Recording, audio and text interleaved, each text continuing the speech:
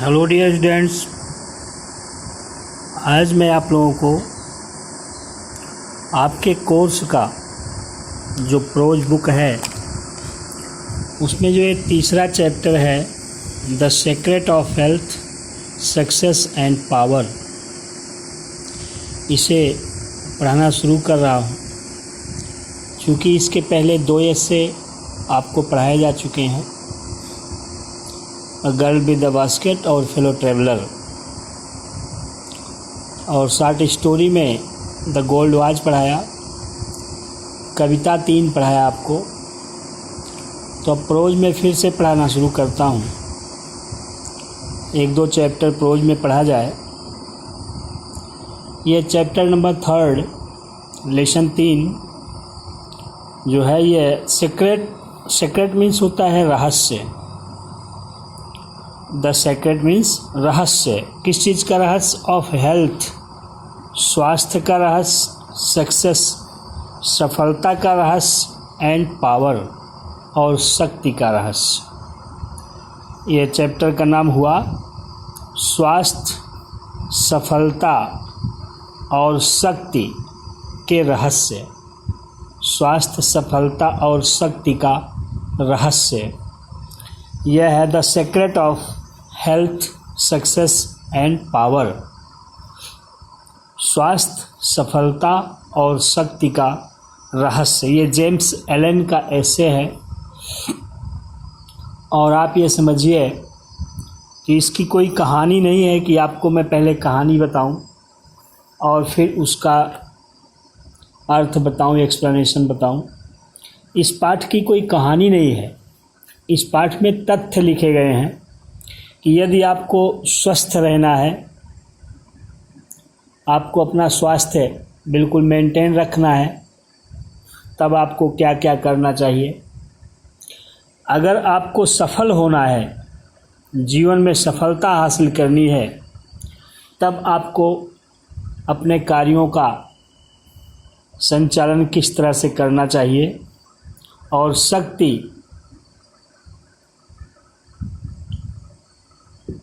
शक्ति का मतलब है ताकत, पावर। यदि आप बलशाली होना चाहते हैं, शक्तिशाली होना चाहते हैं, यदि आप अपनी शक्ति को कायम रखना चाहते हैं, मेंटेन रखना चाहते हैं, तो आपको क्या करना चाहिए, ये इस पूरे पाठ में बताया गया है। ये लंबा सा पाठ लिखा गया है, लेकिन ये नहीं है कि बहुत कठिन लिखा है। आप पढ़ेंगे तो आएगा। और ये देखिए, मैं इसकी कोई कहानी नहीं बता सकता, क्योंकि इसमें कहानी है ही नहीं। फैक्ट लिखे गए हैं, तथ्य लिखे गए हैं, इनको याद करना पड़ेगा। और सिद्धांतों को यदि आप फॉलो करें, जो सिद्धांत इसमें बताए गए हैं, आपको स्वस्थ रहना है तो क्या करना चाहिए, सफल होना है तो क्या करना चाहिए, और अगर शक्तिशाली होना है तो आपको क्या करना चाहिए, ये सब इस चैप्टर में वर्ड बाय वर्ड बताया गया है। कुछ दूर तक स्वास्थ्य के बारे में बताया गया, फिर सफलता के बारे में बताया गया, फिर शक्ति का रहस्य क्या होता है ये बताया गया है। इस पाठ में पहली 3 लाइन जो है, ये पहली 3 लाइन ये ज़्यादा भावपूर्ण है। इसमें तीनों का रहस्य एक साथ में बता दिया गया है। देखिए, लिखा गया है, where there is sterling faith and uncompromising purity, there is health, there is success, there is power. एक ही वाक्य में तीनों चीज़ों का रहस्य जो है बता दिया गया, पहले ही वाक्य में। देखिए क्या कहें, where there is sterling faith. आप लोग एक कहावत जानते हैं कि जहाँ चाह है वहीं राह है। इसकी अंग्रेजी आप कहते हैं where there is will there is way. तो वैसे ये भी लिखा गया है, where there is sterling faith, जहाँ अडिग विश्वास हो, दृढ़ विश्वास हो। स्टर्लिंग मतलब अडिग, ना डिगने वाला। टेनेबल कह सकते हैं, अस्थाई, टिकाऊ। Where there is sterling faith, faith मतलब कॉन्फिडेंस, विश्वास, जहाँ अडिग विश्वास है, अनकम्प्रोमाइजिंग प्योरिटी और समझौता ना करने वाली शुद्धता है। जहाँ अडिग विश्वास है और समझौता ना करने वाली पवित्रता है, शुद्धता है, देयर इज़ हेल्थ, वहीं पर स्वास्थ्य है, देयर इज़ सक्सेस, वहीं पर सफलता है, देयर इज़ पावर, वहीं पर शक्ति है। एक वाक्य हुआ कि जहाँ अडिग विश्वास और समझौता ना करने वाली पवित्रता है, जहाँ दृढ़ विश्वास और समझौता ना करने वाली पवित्रता हो, वहीं पर स्वास्थ्य है, वहीं सफलता है और वहीं पर शक्ति है।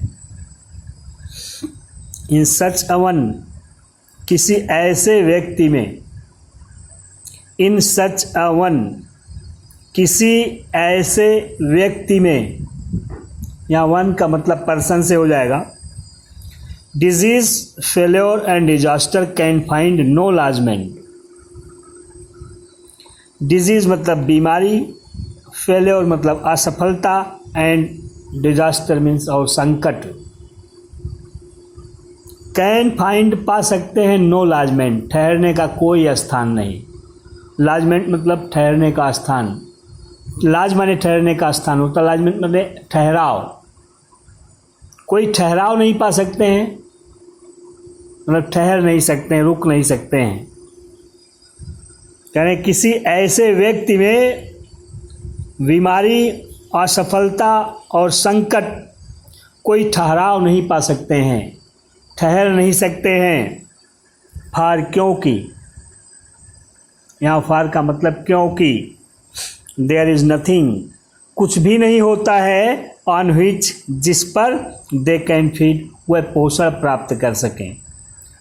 फीड माने खिलाना होता, लेकिन यहाँ पोषण पाने से मतलब है, क्योंकि ऐसे लोगों में कुछ भी ऐसा नहीं होता है जिससे वे अपना पोषण प्राप्त कर सकें। दो वाक्य हुआ अभी तक। Where there is sterling faith and uncompromising purity, there is health, there is success, there is power. जहाँ दृढ़ विश्वास हो, समझौता ना करने वाली पवित्रता हो, वहीं पर स्वास्थ्य है, वहीं पर सफलता है और वहीं पर शक्ति है। In such a one, disease, failure and disaster can find no lodgment, for there is nothing on which they can feed. किसी ऐसे व्यक्ति में बीमारी, असफलता और संकट कोई ठहराव नहीं पा सकते हैं, क्योंकि कुछ भी ऐसा नहीं होता है जिससे वे अपना पोषण प्राप्त कर सकते हैं। The sooner we realize and acknowledge that sickness is the result of our own error or sin, the sooner shall we enter upon the highway of health. The sooner मतलब जितना ही जल्दी, we realize हम महसूस करते हैं, and acknowledge और स्वीकार करते हैं। जितना ही जल्दी हम महसूस करते हैं और स्वीकार करते हैं दैट की सिकनेस इज़ द रिजल्ट, बीमारी ही परिणाम है। सिकनेस इज़ बीमारी है, द रिजल्ट परिणाम ऑफ आवर ओन एरर, हमारी अपनी निजी गलती का। एरर मीन्स गलती। कहें जितना ही जल्दी हम यह महसूस करते हैं और स्वीकार करते हैं कि बीमारी हमारी अपनी निजी गलती का ही परिणाम है और सिन अथवा पाप का परिणाम है, जितना ही जल्दी हम यह महसूस करते हैं और स्वीकार करते हैं कि बीमारी हमारी अपनी ही निजी गलती अथवा पाप का परिणाम है, the sooner shall we enter, उतना ही जल्दी हम प्रवेश कर जाते हैं। कहाँ प्रवेश कर जाते हैं? Upon the highway of health, स्वास्थ्य के राजमार्ग पर। अपॉन द हाईवे मतलब राजमार्ग पर, ऑफ हेल्थ मतलब स्वास्थ्य के।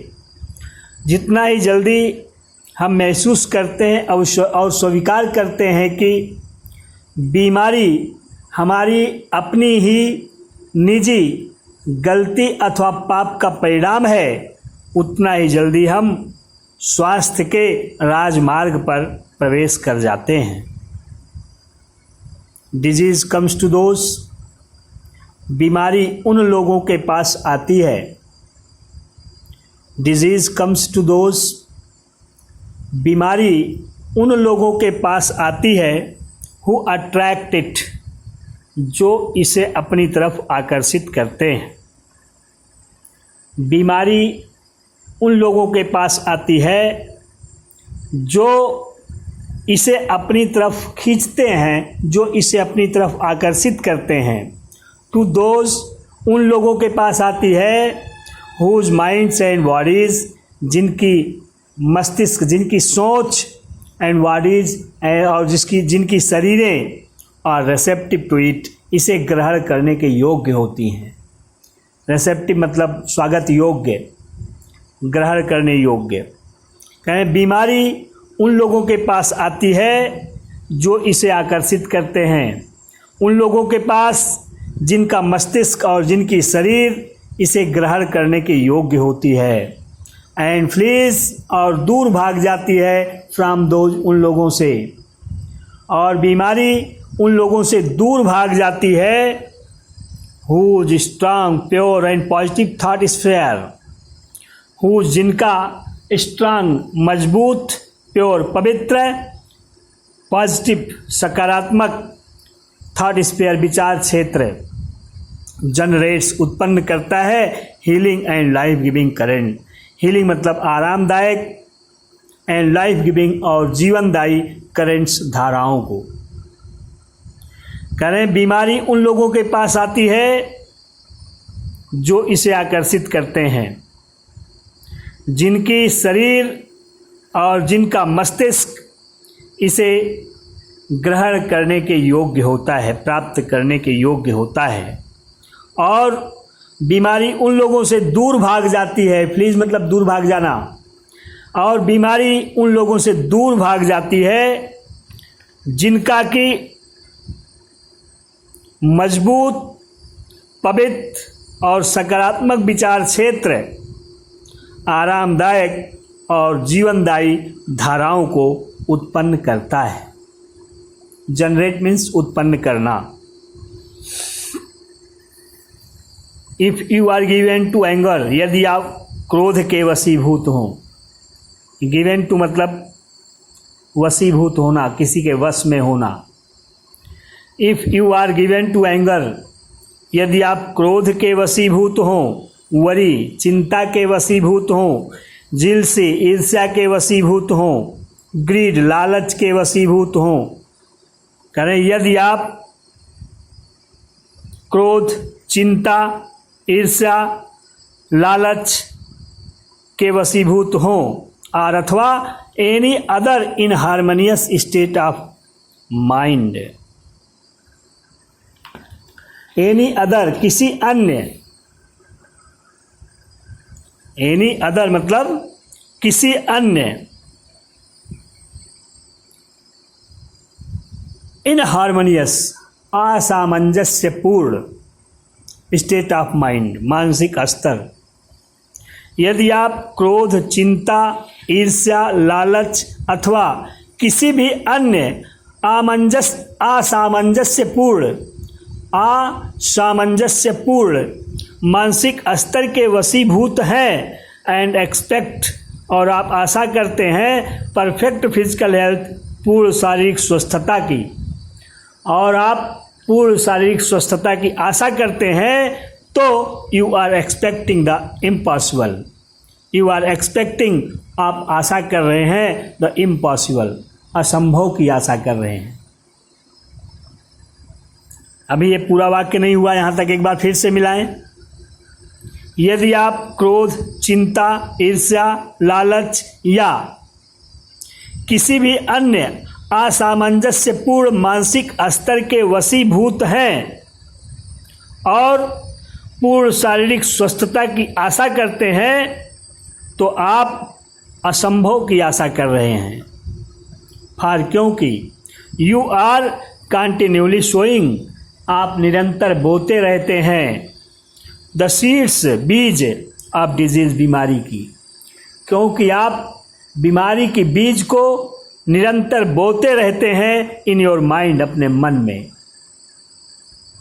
पूरा एक में मिलाएं तो आपको कहना पड़ेगा you are, if you are given to anger, worry, jealousy, greed और any other inharmonious state of mind and expect perfect physical health, you are expecting the impossible, for you are continually sowing the seeds of disease in your mind.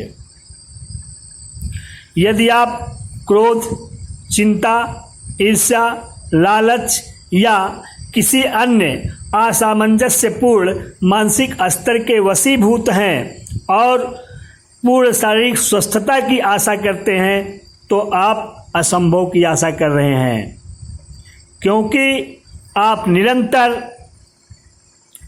आप लगातार अपने मन में बीमारी की बीज बो रहे होते हैं। सच कंडीशंस ऑफ माइंड, मस्तिष्क की ऐसी दशाएं, सच कंडीशंस ऑफ माइंड मतलब मस्तिष्क की ऐसी दशाएं आर केयरफुली शन्ड, सावधानी पूर्वक त्याग दी जाती हैं। मस्तिष्क की ऐसी दशाएं सावधानी पूर्वक त्याग दी जाती हैं बाय द वाइज मैन, बुद्धिमान व्यक्ति के द्वारा। किसी बुद्धिमान व्यक्ति के द्वारा मस्तिष्क की ऐसी दुर्बलताएं, मस्तिष्क की ऐसी परिस्थितियां, दशाएं त्याग दी जाती हैं। क्योंकि ही नोज देम, वह उन्हें समझता है, वह उन्हें जानता है। ही नोज देम, वह उन्हें जानता है, वह उन्हें समझता है। टू बी, होते हुए फार मोर डेंजरस, और भी अधिक खतरनाक, क्योंकि वह उन्हें और भी अधिक खतरनाक होते हुए जानता है देन अ बैड ड्रेन, किसी गंदी नाली से, और एन इन्फेक्टेड हाउस, अथवा किसी संक्रमित भवन से।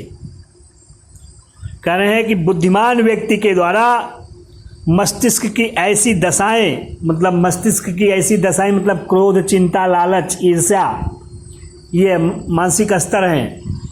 कह रहे हैं बुद्धिमान व्यक्ति के द्वारा मस्तिष्क की ऐसी दशाएं सावधानी पूर्वक त्याग दी जाती हैं। सन मतलब त्याग देना, क्योंकि वह उन्हें किसी गंदी नाली से भी अधिक, किसी गंदी नाली अथवा किसी संक्रमित भवन से भी अधिक खतरनाक होते हुए समझता है, जानता है। कहें ऐसी मानसिक दशाएं बुद्धिमान व्यक्ति के द्वारा सावधानी पूर्वक त्याग दी जाती हैं, क्योंकि वह उन्हें किसी गंदी नाली अथवा संक्रमित भवन से भी अधिक खतरनाक होते हुए जानता है, समझता है। इस तरह से अब ये हिंदी हो गई। नाउ इन इंग्लिश आप शुरुआत करिए। पहले तो आप जानते हैं कि आप हेडिंग डालेंगे संकेत की अंग्रेजी इंडिकेशन, फिर रेफरेंस लिखेंगे कि these lines have been taken from the lesson the secret of health, success and power, written by James Allen. फिर कॉन्टेक्स्ट लिखेंगे, क्या बताया गया है।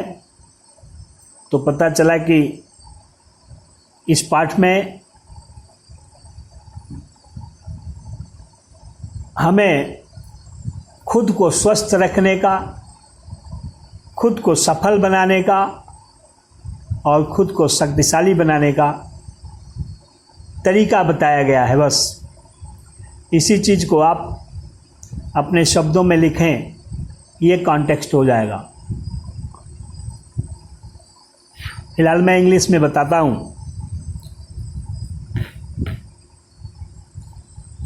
आप ये कहिए कि expressing the foundation of health, success and power, the writer says that the man who is full of strong confidence and complete purity will always remain healthy. Writer says that the man who is full of strong confidence and complete purity will always remain healthy. He will achieve success at every step of life. He will achieve success at every step of life.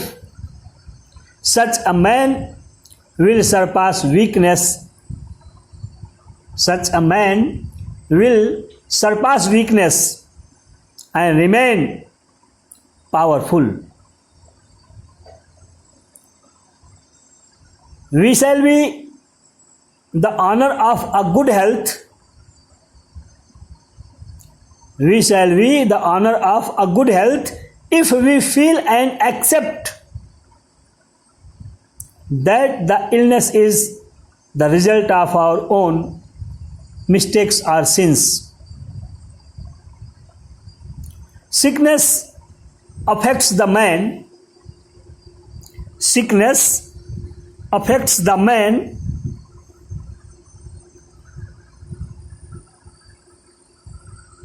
Sickness affects the men who are eager to attract it, who are eager to be impressed through it.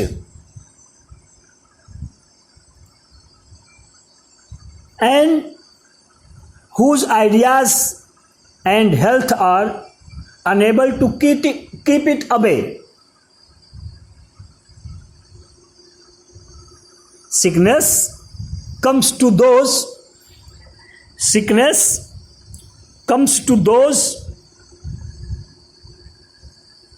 who are eager to attract it and whose ideas and health are unable to keep it away.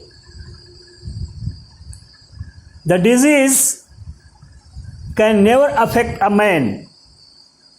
The disease can never affect a man whose ideas are pure, positive, and strong. Because in such a man, there is nothing from which the disease can consume its nutritions. A man with pure thoughts creates soothing and life-giving currents, life-giving waves. Here the author expresses the useful idea to remain himself healthy and powerful. In his view, harmony is the special point of our health. Harmony is the special point for our health.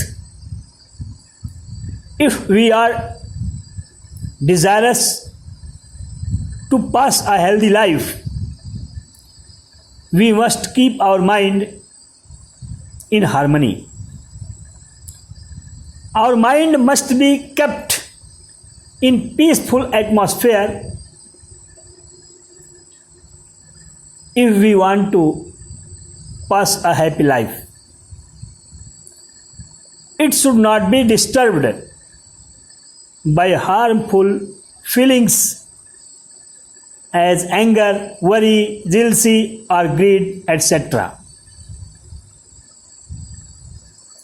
A greedy, angry, jealous, and worried person can never be counted as healthy. Having this inharmonious state of mind, a man continually excites the troubles. A man continually excites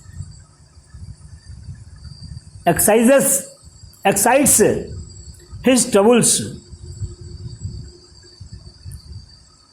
Having this inharmonious state of mind, a man continually excites his troubles. If a man with these demoralizing habits of mind hopes to enjoy his perfect health, it means he is expecting impossible. On the other hand, a wise man keeps himself free from such conditions of mind because he knows well